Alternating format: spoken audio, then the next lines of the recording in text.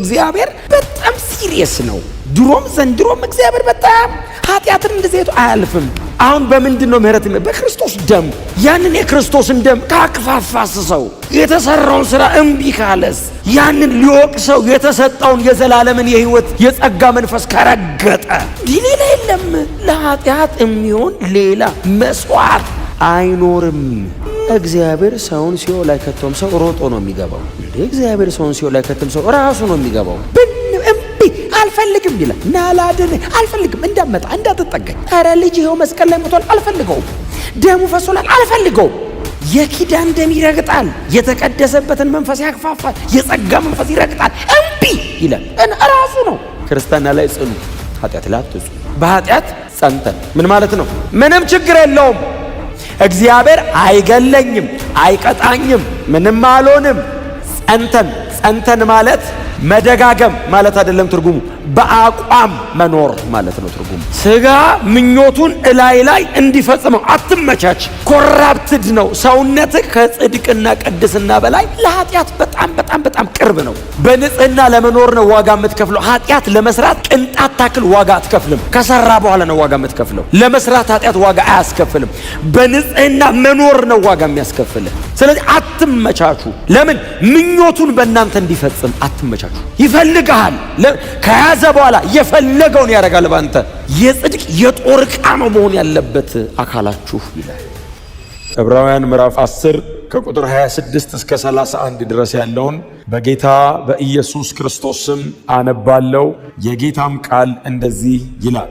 የእውነትን ዕውቀት ከተቀበልን በኋላ ሆን ብለን በኃጢአት ጸንተን ብንመላለስ ከእንግዲህ ለኃጢአት የሚሆን ሌላ መስዋዕት አይኖርም። የሚቀረው ግን የሚያስፈራ ፍርድና የእግዚአብሔርን ጠላቶች የሚበላ ብርቱ እሳት መጠበቅ ብቻ ነው። የሙሴን ሕግ የናቀ ማንኛውም ሰው 2 ወይም 3 ሰዎች ከመሰከሩበት ያለ ምሕረት ይገደል ነበር። ታዲያ እግዚአብሔርን ልጅ የረገጠ የተቀደሰበትን የኪዳኑን ደም እንደ ተራ ነገር የቆጠረ የጸጋንም መንፈስ ያክፋፋ እንደምን ያለ የባሰ ቅጣት ይገባው ይመስላችኋል? በቀል የእኔ ነው፣ እኔ ብድራትን እመልሳለሁ ያለውን እናውቀዋለንና ደግሞም ጌታ በሕዝቡ ላይ ይፈርዳል ይላል። በሕያው እግዚአብሔር እጅ መውደቅ እጅግ የሚያስፈራ ነው። የጌታ ስም የተባረከ ይሁን። ዕብራውያን ምዕራፍ 10 የጌታ ኢየሱስ ክርስቶስን ክህነት የመስዋዕትነቱን ሥራ በጣም ደጋግመን እያነሳን ስለሆነ በደንብ ግልጽ ሆኖ እንደተረዳኑ ተስፋ አደርጋለሁ። በክርስቶስ ኢየሱስ ደም በኩል መታረቃችንን ደግሞ ከዛ ደግሞ በሚቀጥሉት ቁጥሮች ደግሞ መጋረጃ የሆነው ይልና የክርስቶስ ሥጋ ይለዋል አይደል? በመጋረጃ በክርስቶስ ሥጋ በኩል ይላል። ስለዚህ የክርስቶስን ደም መፍሰስ፣ የክርስቶስን ሥጋ መቆረስ እዚህ ደብዳቤ ላይ ያለው ጸሐፊ በጣም በተደጋጋሚ ያነሳል። ቀጥታ የሚያመለክተው የመስዋዕትነት ሥራውን ስለኛ የተከፈለውን ክፍያ እግዚአብሔር መቀበሉን የሚያመለክት ነው። እንግዲህ የእግዚአብሔርን ድርሻ በክርስቶስ ኢየሱስ በኩል የተደረገልንን በጣም ብዙ ነው ስንካፈል የኖር ነው። ዛሬ ደግሞ በጣም በተወሰነ መንገድ ይህንን እኛ አክብረን መቀጠልና በዚህ እውነት ላይ ጸንተን መኖር እንዳለብን የዚህ መልእክት ጸሐፊ ደግሞ ያሳስበናል። እንደ ዕብራውያን መልእክት እንደዚህ ደብዳቤ አንባቢ እንደ ደብዳቤው አጥኚ ደግሞ አማኞቹን ወይንም የዚህ ደብዳቤ አድማጮች ተደራሲያኑን በጌታ ናቸው ተባብለናል። ቦርናጌን ክርስቲያንስ ናቸው። 15 ዓመት አካባቢ ያክል በጌታ ሆነው ከርመዋል። ረጅም ዘመን በጌታ ቤት የኖሩ ናቸው። የመጽሐፍት ዕውቀት፣ የቅዱሳት መጽሐፍት ዕውቀት በጣም በጠለቀ መንገድ አላቸው። ይሄ ሰውዬ እንደነ ፊልጵስዩስና እንደ ሌሎች ደብዳቤዎች ራንደምሊ ወንጌል ብቻ አይደለም እየሰበከ ያለው። ሰዎቹን ኢየሱስ ክርስቶስ ሞቶልሃል፣ ኢየሱስ ክርስቶስ መስዋዕት ሆኖልሃል ቢላቸው እንዲህ በቀላሉ የሚቀበሉ ስላልሆኑ የብሉይ ኪዳን መጽሐፍት ባለቤቶች ስለሆኑ እነዚህን ሰዎች የበለጠ ለማስረዳት የመጽሐፍትን ዕውቀት ሰውየው በጣም በጥልቀት ወደ እነሱ ያቀርብ እንደነበር ብሉይ ኪዳንን በጣም ሰመራይዝ እያረገ እየከለሰ እየሰበሰበ በዚህ ደብዳቤ ላይ በጣም በሙላት እንደተጠቀመ ተመልክተናል። ስለዚህ በጌታ ለሆነ ሰው ነው እየተጻፈ ያለው። ስለዚህ ያበረታታቸዋል። በዚህ ደም በኩል በተቆረሰ ሥጋ በኩል ታርቀናል፣ እግዚአብሔር ተቀብሎናል። ስለዚህ የተቀበላችሁትን ነገር በጣም አክብራችሁ ጠብቃችሁ ደግሞ እርስ በርስ በጣም እየተያያችሁ ህብረት እያደረጋችሁ መሰባሰባችሁን ሳትተው ቶሎ ቶሎ እየተገናኛችሁ በጣም ቶሎ ቶሎ ህብረት እያደረጋችሁ ኑሩ፣ ቆዩ፣ ክረሙ። ይሄ እውነት እናንተ ጋር የሚቆየው ለብቻችሁ ብቻ ሸሽጋችሁ ይዛችሁት ሳይሆን በህብረትም በአንድነትም በቤተ ክርስቲያን እንደዚህ ደግሞ ቶሎ ቶሎ በመገናኘትና በመሰባሰብ ነው እያለ ይመክራቸዋል አይደል? አሁን በቤተ ክርስቲያን እንደነዚህ ያሉ መሰባሰቦችን በጣም ኢንከሬጅ ያደርጋል ይሄ ደብዳቤ። ምናልባት አንድ ቁጥር ወደ ላይ ዘለል ብዬ ምናልባት ላንሳላችሁ። ቁጥር 25 ምንድነው የሚለው? አንዳንዶች ማድረጉን እንደተዉት መሰባሰባችንን አንተው ይልና ይልቁንም ቀኑ እየተቃረበ መምጣቱን ስታዩ እርስ በርሳችን እንበረታታ። ስለዚህ አንዳንዶች እንደዚህ ማድረጉን ትተውታል ነው አይደል እያላችሁ ያለው። ምን ማለት ነው? አሁን አንዳንዶች መሰብሰብ ትተዋል ማለት እየተወራ ያለው ቤተ ክርስቲያን። ስለዚህ አሁን አንዳንዶች ከቅዱሳን ጋር ጤናማ የሆነውን ይህንን ህብረት ማድረግ ትተዋልና እንደተዉት እናንተ እንዳትተዉት፣ ይልቁንም ዘመኑ እያለቀ እየቀረበ እንደሆነ ስታውቁ ከፊት ይልቅ እየተገናኛችሁ አንዱ ሌላውን ያበረታታ። ክብር ለእግዚአብሔር ይሁን። አንዱ በአንዱ ውስጥ ያለውን ጸጋ ኢንከሬጅ ያርግ። አንዱ በአንዱ ውስጥ የተቀመጠውን ይህንን የዘላለም ሕይወት ኢንከሬጅ ያርግ። አይዞ ይበለው፣ ያበርታው፣ ይደግፈው፣ ይጸልይለት፣ ያበረታታው፣ እግዚአብሔርን ቃል ሼር ያርገው፣ ይተያዩ፣ ይገናኙ፣ ህብረት ጨምሩ ማለት ነው። አሁን ይሄንን ነው አይደለ ይዘው የሚለው። ትተዋል አንዳንዶች። ናስቲ ቅዱሳን ህብረት ስትለው ባክ ምን ያደርግልኛል እኔ ዝም ብዬ እየጸለይኩ እየጾምኩ ራሴ እየተጋው እኖራለሁ ይላሉ። እነሱ እንደዛ እንደተዉት እናንተ እንዳትተው። የግል ጸሎት፣ የግል ዲቮሽን ራሱን የቻለ አንተና እግዚአብሔር መሃል ያለ የምትጠቀምበት ነገር ነው። በመገናኘት መካከል በህብረት መካከል ያለው በረከትና ህይወት ደግሞ ህብረት መሃል ብቻ ነው ያለው። ለብቻ አታገኘውም። አንዳንዶች እንደተዉት እናንተ እንዳትተው። ስለዚህ በጣም አክቲቭ ሆናችሁ ዩቲዩብ ላይ ብቻ የምትከታተሉ ሰዎች በአካል እንፈልጋቸዋለን፣ መሬት እንፈልጋቸዋለን። አየር ላይ የምትኖሩ ሰዎች መሬት ውረዱ። እኛ መሃል እንጨብጣችሁ፣ እንዳሳችሁ፣ እንንካችሁ፣ እንቀፋችሁ፣ ስማችሁን እንጠይቃችሁ፣ እንጸልይ፣ አብረን ህብረት እናርግ፣ ባይብል ስተዲ እንግባ። በጣም ሲሪየስሊ መንፈሳዊ ነገር ላይ ኢንጌጅ። አሜን ነው። አይ ቲንክ የዕብራውያን ተደራሲያን ከዛ ምን ይላሉ? አሜን ይላሉ። አሁን ቸርችን ኦልሬዲ ያሉት እነሱ እና ህብረታቸውን እያበረታታ ነው። ከፊት ይልቅ በጣም ቶሎ ተገናኙ የሚላቸው ለምንድን ነው? ቀኑ እያለቀ እየተጠናቀቀ ጌታ ሊመለስ በደጅ እንደሆነ ይህንን እያስተዋላችሁ ስትሄዱ እንደውም ከፊት ይልቅ በጣም ቶሎ ተገናኙ። ለምን? ሰይጣን ጊዜው እንዳለቀ አውቆ ሊያጠፋ ወደ ምድር ወርዷል። መጽሐፍ ቅዱስ እንደሰደ የሚለው ጊዜው እንዳለቀ አውቆ ሊያጠፋ ወደ ምድር መጥቷል። ሊያጠፋ ዲስትራክት ሊያደርግ። አንዱ ምንድነው ዲስትራክት የሚያደርገው? ከቅዱሳን ህብረት መካከል ነቅሎ ያወጣል ለብቻ። አሴሮሪንግ ላይን ነው አይደለ? አሁን መጽሐፍ ቅዱስ የሚለን እኮ ሰይጣን አሁን የሚያገሳ አንበሳ ሳይሆን እንደሚያገሳ አንበሳ። የሚያገሳ አንበሳ አይደለም ሰይጣን። እንደ ከሆነ አክት ያደርጋል። አንበሳ ምንድን ነው የሚያደርገው? ታርጌት ፉሊ አንበሳ እኮ 1000 መንጋ ተሰብስበው ብቅ ይልና ይላል ሲል ብትን ሲሉ አንዷን ታርጌት አለው ይዞ ይሄዳል። ልክ እንደዛ ከመሃል ነው ነጥሎ የሚያወጣው። ስለዚህ ልክ የመጨረሻው ሰዓት ላይ ታርጌት ፉል የሚሰራው ከህብረት መሃል ነው ገንጥሎ የሚያወጣ፣ ከጸሎት መሃል ነው የሚያወጣ፣ ከእንደዚህ አይነት ነገር ውስጥ ነው የሚያወጣ። ለብቻ ትችላለህ ይላል። እኛ በጌታ ነው የምንችለው። ቀጥሎ በህብረት ደግሞ እናድጋለን። ክብር ለኢየሱስ ይሁን። ከዛ በኋላ ይቀጥላል። ይሄኛውን ሐሳብ በቃ ልክ እንደ እንትን ነው አይደል የሚሰጣችሁ። ድንገት መሃል ላይ የክርስቶስ የመስዋዕትነት ስራ ነው የኛ ኃላፊነት መሃል መሰባሰባችሁን እንዳትተው ሲላቸው ሰዎቹ አሜን ይላል። ሊቀጥል ነው ብለው ሲያስቡ ቁጥር 26 ላይ ምንድነው የሚለው? የእውነትን ዕውቀት ከተቀበልን በኋላ ሆን ብለን በኃጢአት ጸንተን ብንመላለስ ከእንግዲህ ለኃጢአት የሚሆን ሌላ መስዋዕት አይኖርም። ቃሏን በደንብ እንያት። ምንድነው የሚለው? የእውነትን ዕውቀት ከተቀበልን በኋላ ብሎ ምንድነው የሚለው?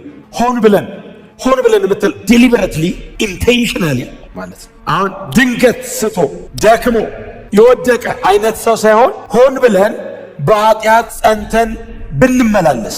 መቼ? የእውነትን ዕውቀት ካወቅን በኋላ፣ የእውነትን ዕውቀት ከተቀበልን በኋላ። የእውነት ዕውቀት ወንጌል ነው። የእውነት ዕውቀት ክርስቶስ ነው። ይሄ ብርሃን ነው። ይሄ መገለጥ ነው። ኦልሬዲ ክርስቲያኖች ናቸው። የእውነትን ዕውቀት ከተቀበልን በኋላ።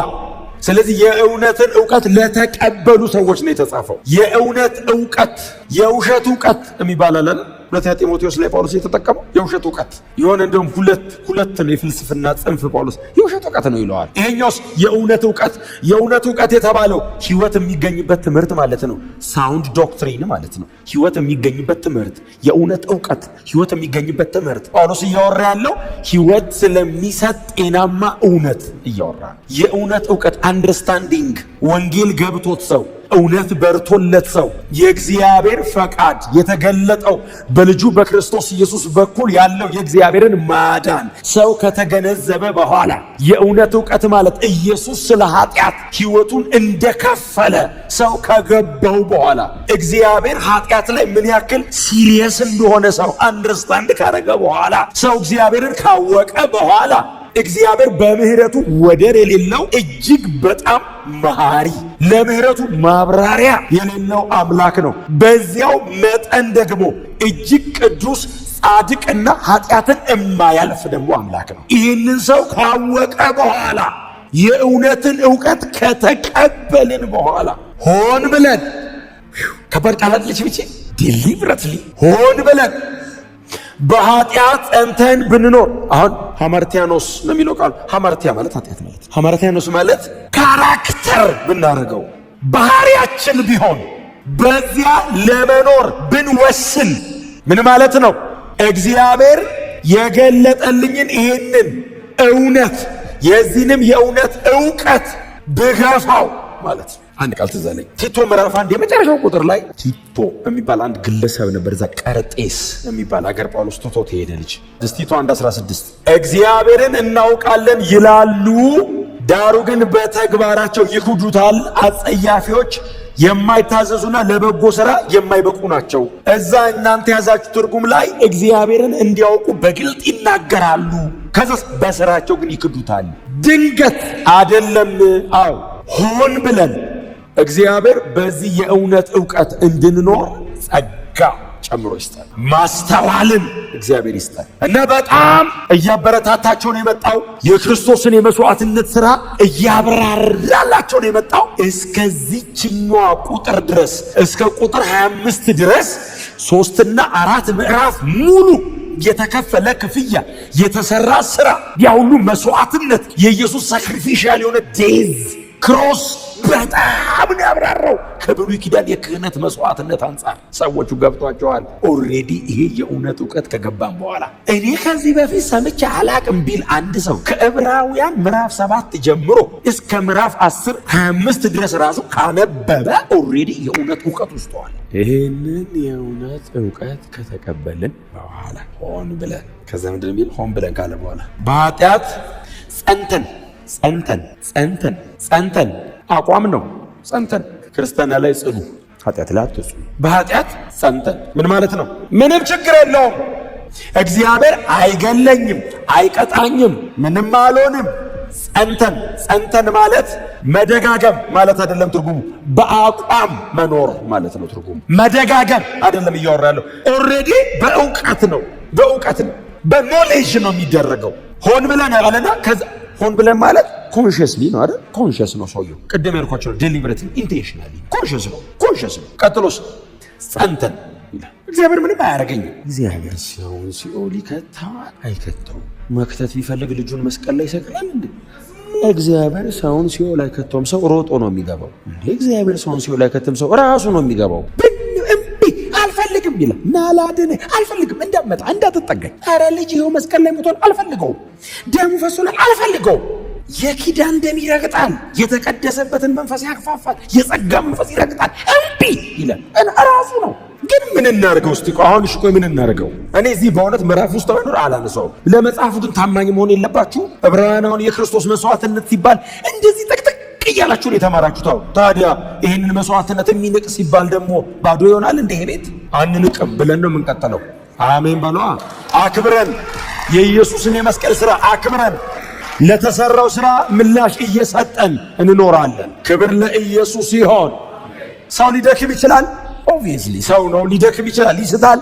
ኦፍኮርስ ይስታል። ምን ጥያቄ ያለው? ሰው የሆነ ነገር ሊያበላሽ ይችላል። ኢንቴንሽናሊ ግን ሆን ብሎ በተቀናጀ መንገድ ፕላን አድርጎ ዲዛይን አድርጎ እያደረገ ቀጥሎ ጸንቶ በዛ ላይ የሚሄድ ከሆነ በጣም ከባድ አንዳንዶች ምን ይላሉ? እንደዚህ የሚያደርገው ሰውዬ እኮ አሁን የተጻፈው በጌታ ላልሆነው ሰው ነው ይላሉ። ቢሆን በእውነት ነው የምላችሁ እንደኔ ደስተኛ የለም ነበር በጌታ ላልሆነው ሰው ቢጻፍ ኖሮ። ግን ክፍሉ ምንድነው የሚለው? የእውነትን ዕውቀት ከተቀበልን በኋላ ኦሬዲ የእውነት ዕውቀት የተቀበለ ሰውዬ ነው። ጌታን የተቀበለ ሰው ነው። ሌላ የእውነት ዕውቀት አለ እንዴ? ቸርች ካለው የእውነት ዕውቀት ኒውክሌር ሳይንስ አይደለም። መሬት ዘመም ብላ ወደ ግራ ነው ወደ ቀኝ ነው የምትሽከረከረው። ይሄ አይደለም የእውነት ዕውቀት ለኛ። እሱ ፋክት ነው። ትሩዝ ለኛ ወንጌል ጎስፕል። እስቲ አሜን በሉ። ኢየሱስ መስቀል ላይ ስለ ኃጢአቴ ሞቷል። በክርስቶስ ኢየሱስ በማመን የዘላለም ሕይወት አግኝቻለሁ። ይሄ ነው የእውነት ዕውቀት። ይሄንን ከተቀበልክ በኋላ ሆን ብሎ ሰው በኃጢአት ጸንቶ ከዛስ ቢመላለስ ምን ማለት ነው? ወክ ጸንቶ አቋም ይዞ ስታንዴ ነው ብሎ ቢኖርበት ንስሐ ባይኖር መመለስ ባይፈልግ ባይወቀስ ባይጸጸት እምቢ ቢል እልከኝነቱ ከኢየሱስ ደም ከመንፈስ ቅዱስ ምክርና ወቀሳ ከበለጠበት እስቲ ለሰው የጀጅ እያረጋ አይደለም ቁጥር 26 እኮ ጀጅ እያረጋ አይደለም እየፈረደበት አይደለም ሰውየው ላይ ምንድነው የሚለው? በዚህ አይነት መንገድ ጸንተን ብንመላለስ ይልና ከእንግዲህ ለኃጢአት የሚሆን ሌላ መስዋዕት የለም አይደለም አይኖርም እንዳታስበው። አሁን ሰው በዚህ አንደርስታንዲንግ ውስጥ ሆኖ ኃጢአት እየሰራ ቢኖር ከዛ በኋላ ሌላ ቻንስ አለ ቢል አሁን ሰውየው እያወራ ያለ በጣም ሲሪየስሊ ስሙን። የክርስቶስ ኢየሱስን ደም ከመናቅና የተሰራውን የመስዋዕትነት ሥራ ከማክፋፋት አንጻር ነው እየተነሳ ያለው ክፍሉ። ደክሞ ኃጢአት ሰርቶ ተጸጽቶ ንስሐ ስለሚገባው ሰው አይደለም እያወራ ያለው።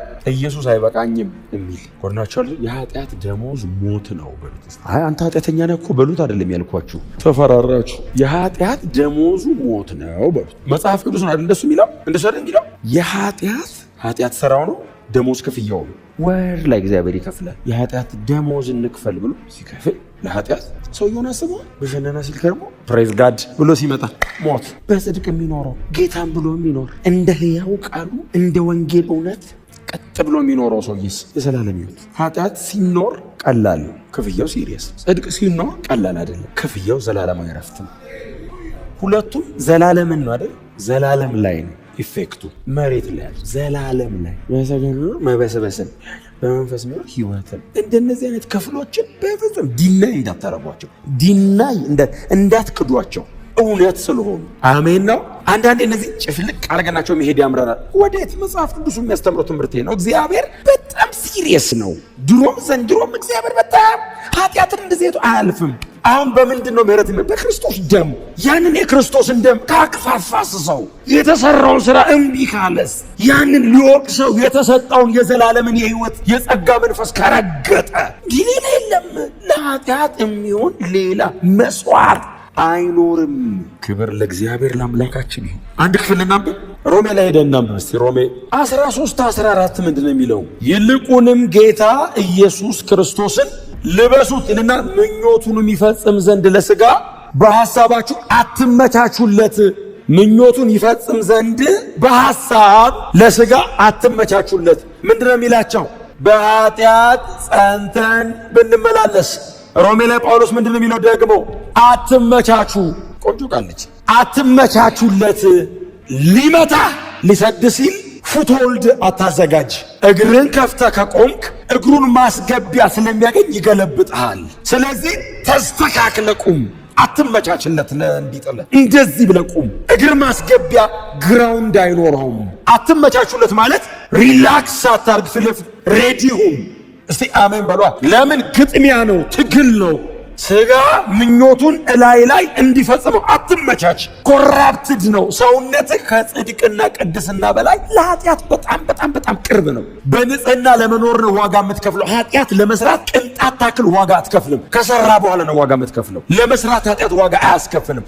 በንጽህና መኖር ነው ዋጋ የሚያስከፍልህ። ስለዚህ አትመቻቹ። ለምን? ምኞቱን በእናንተ እንዲፈጽም አትመቻቹ። ይፈልግሃል። ከያዘ በኋላ የፈለገውን ያደርጋል ባንተ።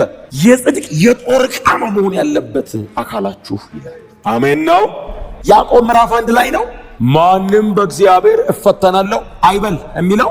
እግዚአብሔር በክፉ አይፈተንም ነው የሚለው መጽሐፍ አይደል? ከዛስ እርሱ ማንንም በክፉ አይፈትንም። እርሱ በክፉ ስለማይፈተን ማንንም እግዚአብሔር በክፉ አይፈትንም። ሰው በገዛ ምኞቱ ሲሳብና ሲታለል ነው የሚለው ይፈተናል። እግዚአብሔር ፈተነኝ አይበል። እግዚአብሔር ቴምፕት አያረግም።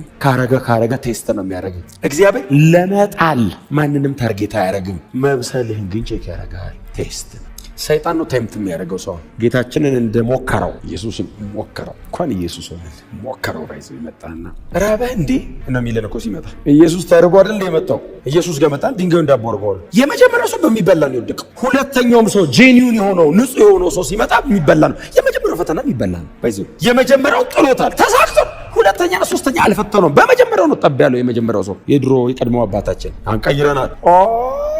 እኛ በጌታ ነን። ኧረ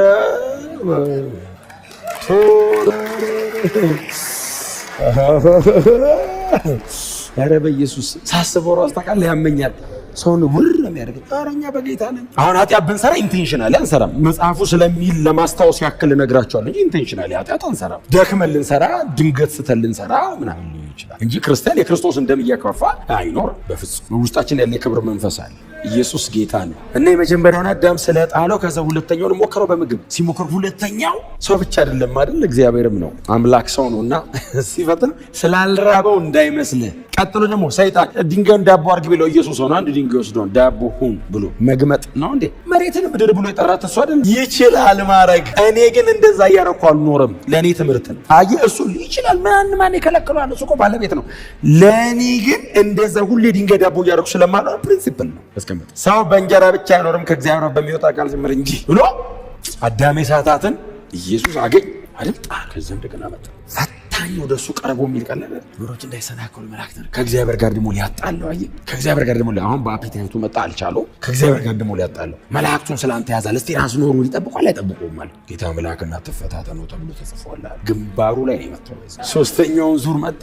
ሶስተኛው ግን በጣም ከባድ ነው አይደል? በጣም ብዙ ሰው የሚወድቀው በሶስተኛው በጣም ፈታኝ ነው አይደል? የዚህ ዓለም ክብር አይደል ያለው ያሳየው።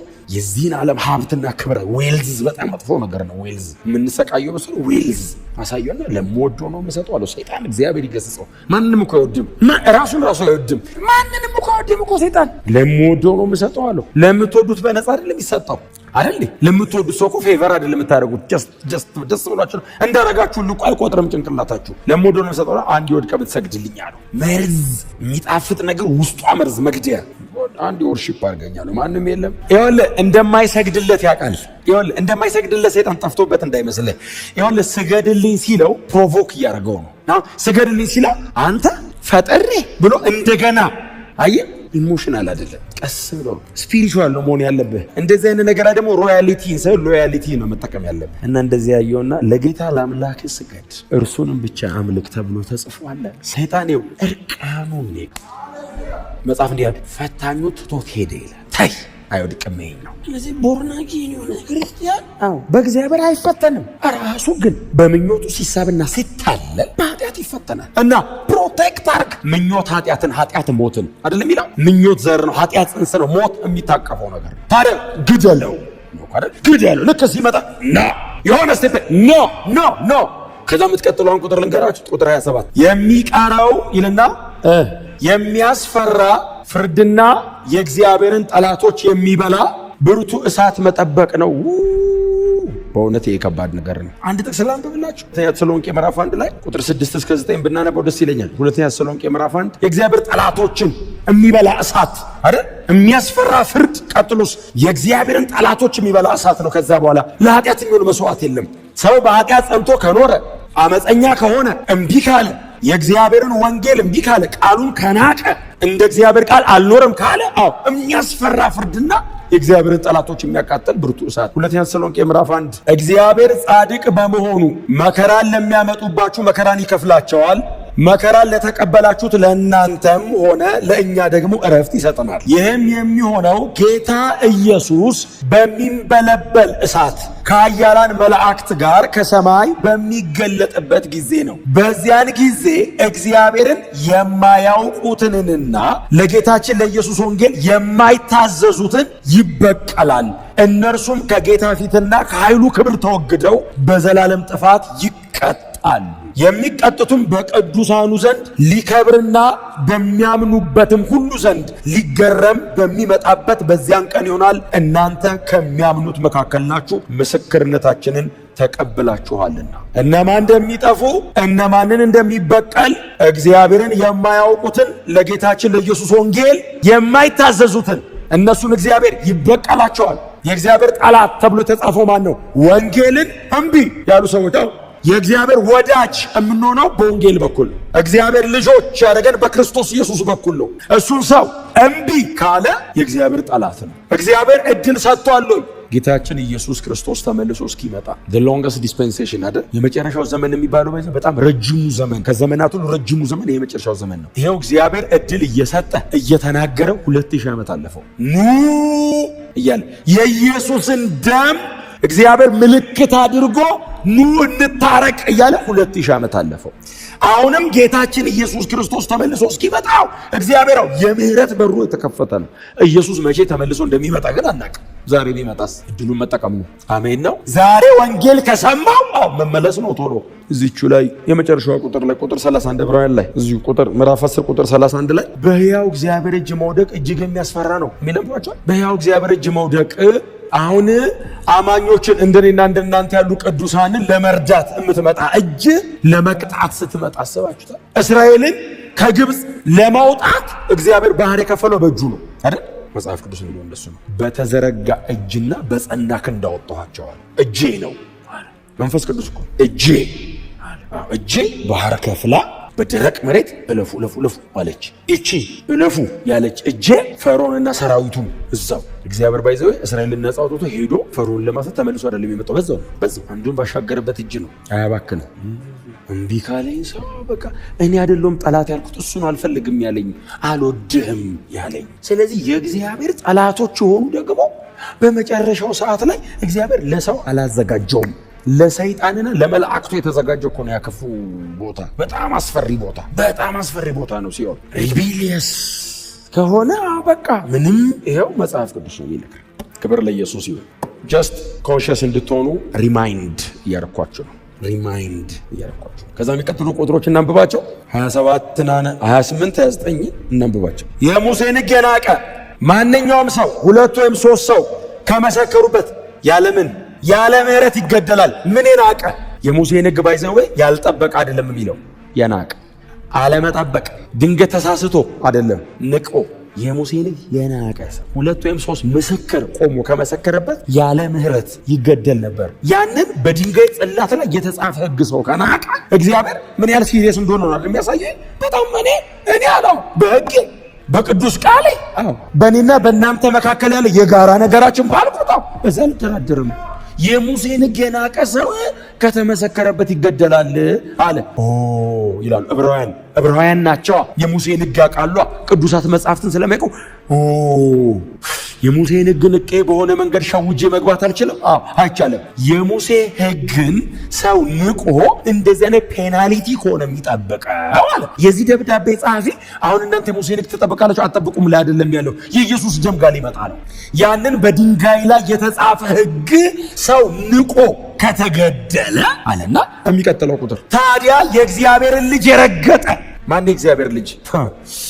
የእግዚአብሔር ልጅ የረገጠ የተቀደሰበትን ኦልሬዲ ሳንቲፋይ አርጎታል። ይሄ ደም የተቀደሰበትን የኪዳኑን ደም እንደ ተራ ነገር የቆጠረ ከእንስሳ ደም በታች ኖርማል ምንም እንደማይጠቅም አርጎ የቆጠረ እንደ ተራ ነገር የቆጠረ ከዛስ የጸጋንን መንፈስ ያክፋፋ እንደምን ያለ የባሰ ፍርድ። ያንን በድንጋይ ላይ የተጻፈ ነገር የናቀ ከተገደለ የእግዚአብሔር ልጅ መርገጥ፣ የተቀደሰበትን የኪዳን ደም እንደማይጠቅም መቁጠር፣ የተካፈለውን የጸጋ መንፈስ ማን? የጸጋው መንፈስ መንፈስ ቅዱስ ኢየሱስ ክርስቶስ እግዚአብሔር አብን ለምኖ እኛ ላይ የፈሰሰ መንፈስ ቅዱስ እግዚአብሔር ነው። እኔ ላይ የፈሰሰው ኢየሱስ አብን ለምኖ ምንድን ያለው ጌታችን? እኔ እሄዳለሁ አባቴን እለምነዋለሁ አለ። እኔ አባቴን ስለምነው እሱ የእውነትን መንፈስ ይሰጣል። መንፈስ ቅዱስ እግዚአብሔር አብ ተለምኖ የወረደ ነው። እንደው ዝም ብሎ ዘው ብሎ የመጣ እንዳይመስል እንዳይመስልህ ኢየሱስ አብ ጋር ሄዶ በዓለ 50 ላይ ሲወርድ ከፋሲካ 40 ቀን ቆይቶ በ40ኛው ቀን ሄደ። በ50ኛው 10 ቀን ሲለምን ነበር ኢየሱስ ቆሞ። አባቴ ብቻቸውን ነው ትቻቸው የመጣሁት። አይችሉትም። ሰይጣንን ኃጢአት ምን ያህል ክፉ እንደሆነ በአዳም አይተሃል። ኧረ አይችሉትም። እባክህ ቅዱሱን መንፈስ እግዚአብሔር መንፈስ ቅዱስን እባክህ አፍስስላቸው ሲል አብ ከሰማይ ጴጥሮስ እንዳለ አፈሰሰው።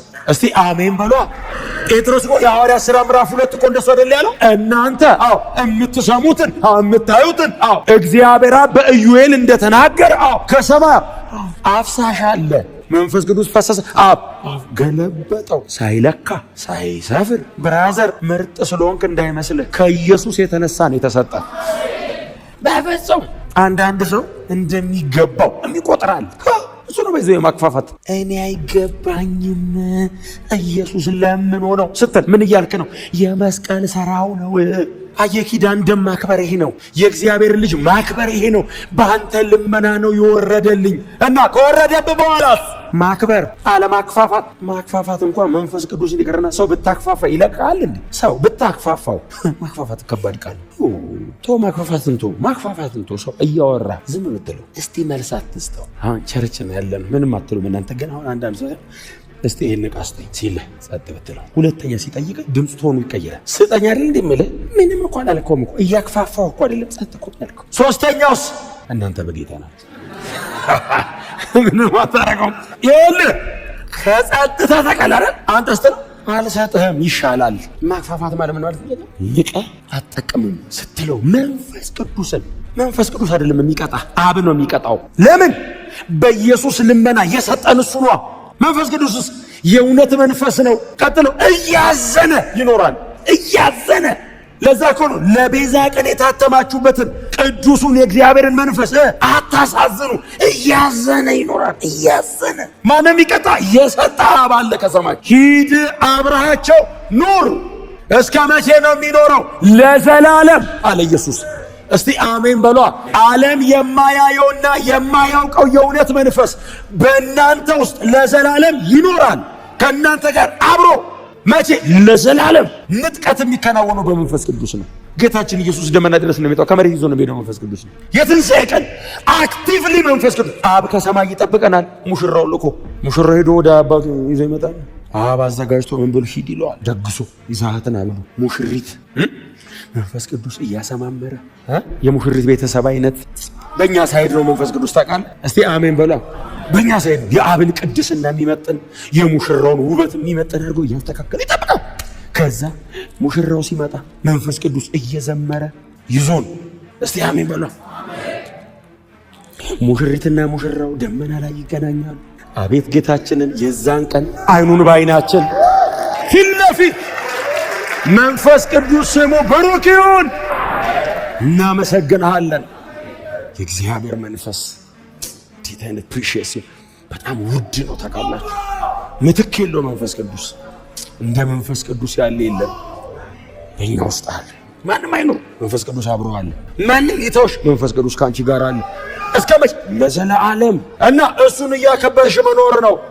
ማንም የፈለገውን ይሁን መንፈስ ቅዱስን አክብረሽ ለሱ ተጠንቀቀ።